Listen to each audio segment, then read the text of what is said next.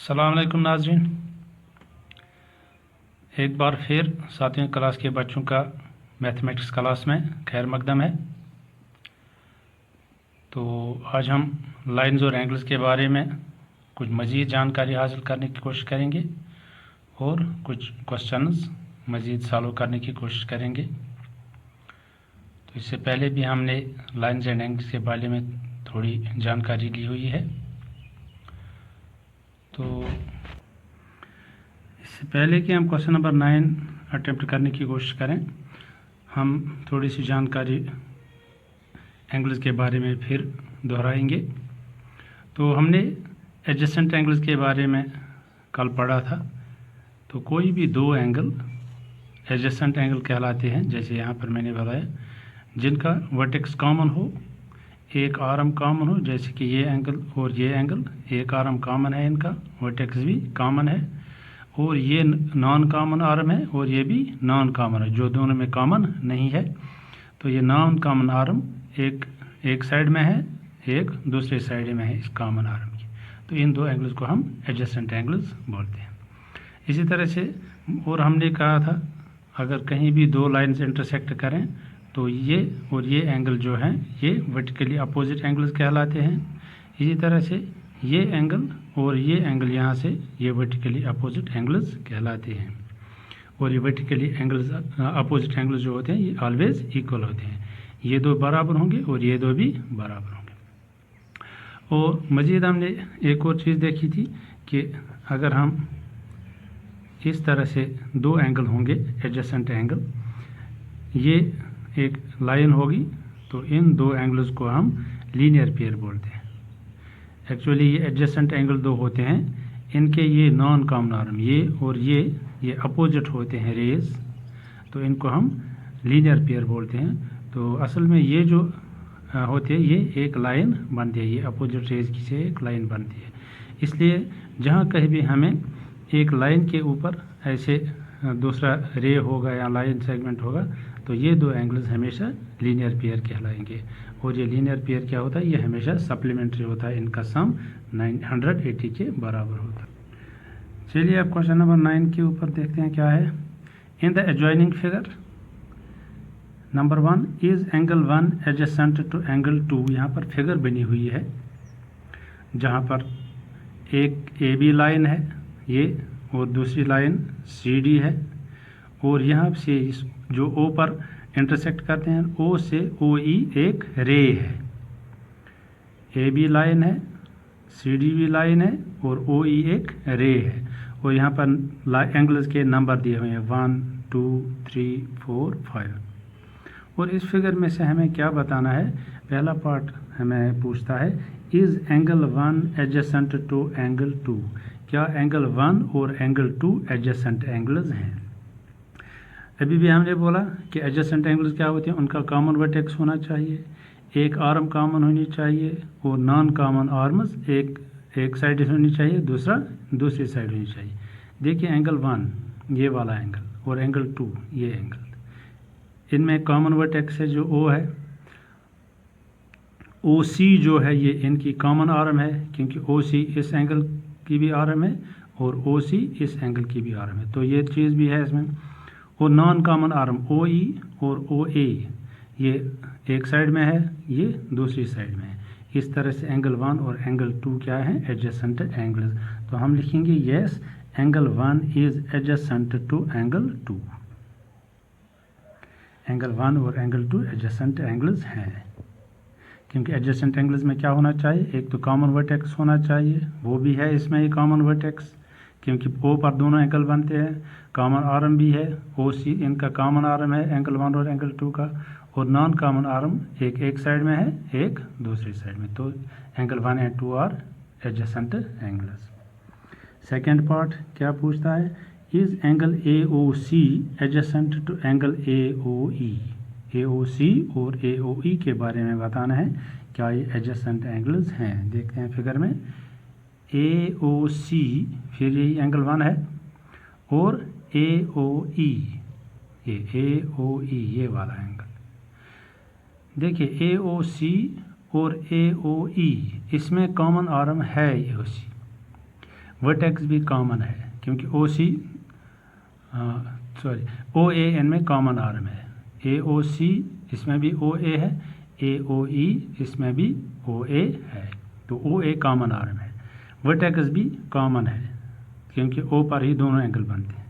लेकिन अब एक तीसरी प्रॉपर्टी भी होनी चाहिए, जो नॉन कॉमन आर्म एक ओ सी है, एक ओ ई है। कॉमन कौन है इनमें? ओ ए, क्योंकि ओ ए दोनों एंगल्स में बनती है। ओ ए ओ सी बनाए तो भी ए ओ बनेगा, ए ओ ई में भी ए ओ बनेगा। इस तरह से ए ओ जो है या ओ ए जो है ये कॉमन आर्म है। अब कॉमन आर्म अगर ये है तो ये और ये नॉन कॉमन आर्म है। ये नॉन कॉमन आर्म इसके एक ही साइड में है। ओ ए जो कॉमन आर्म है, ये नॉन कॉमन आर्म ओ सी और ओ ई ये एक ही साइड में है, इसलिए ये एडजेसेंट एंगल्स नहीं है। तो इसको लिखेंगे हम, no angle A O C is not adjacent to angle A O E. क्योंकि एडजेसेंट एंगल होने के लिए तीनों चीज़ें होनी चाहिए। एक तो कॉमन वर्टेक्स होना चाहिए, कॉमन आर्म होनी चाहिए और नॉन कॉमन आर्म एक साइड में होनी चाहिए, दूसरी साइड में होनी चाहिए कॉमन आर्म के। तो इस तरह से हमने देखा कि ए ओ सी और A O E adjacent angles नहीं है। अब तीसरे पार्ट में क्या पूछता है, do C O E and E O D form a linear pair. कौन कौन सा? सी ओ ई ओ डी, इनके बारे में बताना है क्या ये लीनियर पेयर है। सी ओ ई ये वाला एंगल और दूसरा ई ओ डी, सी ओ ई और ई ओ डी। देखिए इसमें ओ ई तो कॉमन आर्म है, इसमें एक आर्म है नॉन कॉमन ओ सी और दूसरी ओ डी, और ये ओ सी ओ डी एक ही लाइन के हिस्से हैं। तो इस तरह से ओ सी और ओ डी अपोजिट रेज हैं। हम कह सकेंगे कि सी ओ ई और E O D linear pair of angles है।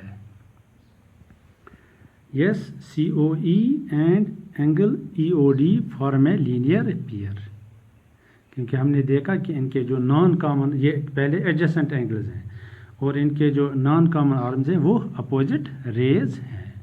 तो इस तरह से ये लीनियर पेयर ऑफ एंगल्स है।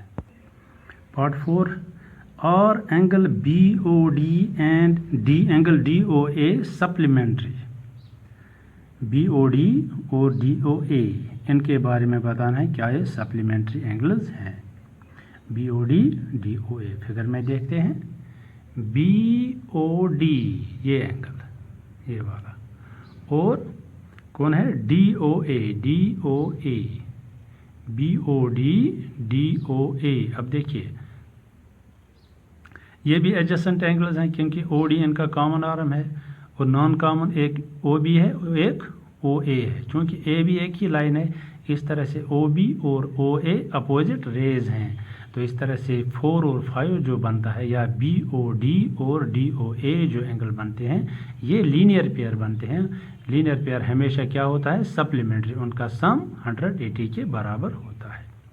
इस तरह से बी ओ डी और डी ओ ए एंगल जो हैं ये सप्लीमेंट्री हैं, इनका सम 180 के बराबर होगा। Yes, angle B O D and angle D O A are supplementary angles. ठीक है। तो fifth part, is angle 1 vertically opposite to angle 4। Angle 1 को बताना है क्या ये 4 के वर्टिकली अपोजिट एंगल है। देखते हैं फिगर में। एंगल 1 ये वाला एंगल और एंगल 4 ये वाला एंगल, ये वर्टिकली अपोजिट एंगल्स हैं क्योंकि ये लो लाइन्स इंटरसेक्ट करके यहाँ से 1 बनता है, यहाँ से 4 बनता है। तो 1 और 4 वर्टिकली अपोजिट एंगल्स हैं। तो लिखेंगे yes, angle 1 is vertically opposite to angle 4, क्योंकि जब दो लाइन्स इंटरसेक्ट करती हैं तो वहाँ पर वर्टिकली अपोजिट एंगल्स बनते हैं। यहाँ भी हमने देखा ए बी और डी सी इंटरसेक्ट करते हैं तो 1 और 4 बनता है, तो ये वर्टिकली अपोजिट एंगल्स हैं। और क्या पूछता है? What is vertically opposite angle of angle 5। Angle 5 का वर्टिकली अपोजिट एंगल कौन सा है? फिगर में देखते हैं। एंगल 5 का वर्टिकली अपोजिट एंगल देखिए। एंगल 5 देखिए ये है, जिसको हम AOD भी कह सकते हैं, AOD एंगल 5। तो इसका वर्टिकली अपोजिट एंगल कौन है? एक ये वाला, ये दिस वन, COB या BOC, जो भी आप बोलोगे। AOD जो एंगल 5 है, इसका वर्टिकली अपोजिट एंगल COB या BOC है। तो यही लिखेंगे, vertically opposite angle of angle 5 is angle BOC। तो इस तरह से एंगल क्वेश्चन नंबर 9 के कुछ पार्ट्स हमने किए। चलिए एक्सरसाइज 5.1 का क्वेश्चन नंबर 10 देखते हैं। Indicate which pairs of angles are, number 1 vertically opposite angles, number 2 linear pair.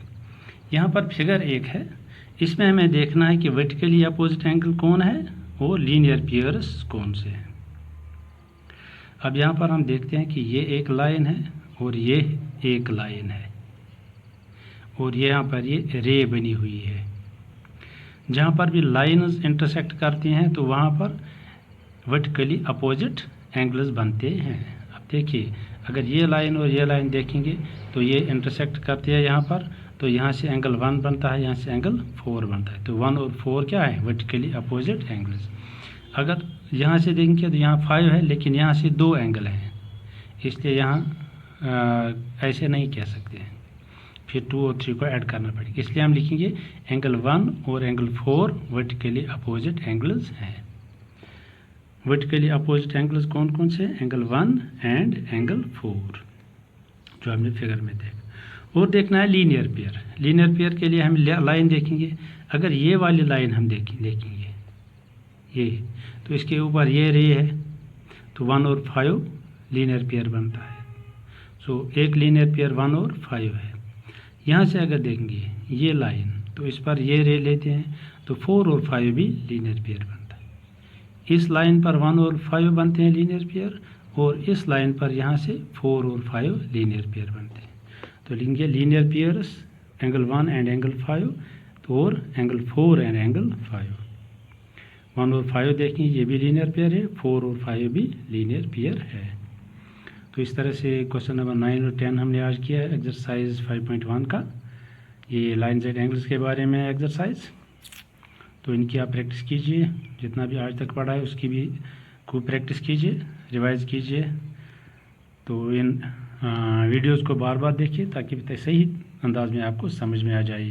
फिर भी अगर कहीं दिक्कत आ जाती है, समझ नहीं आता है, तो आप मुझसे पूछ सकते हैं। अगली क्लास तक के लिए इजाज़त दीजिए। खुदा हाफिज़, best of luck, thank you for watching.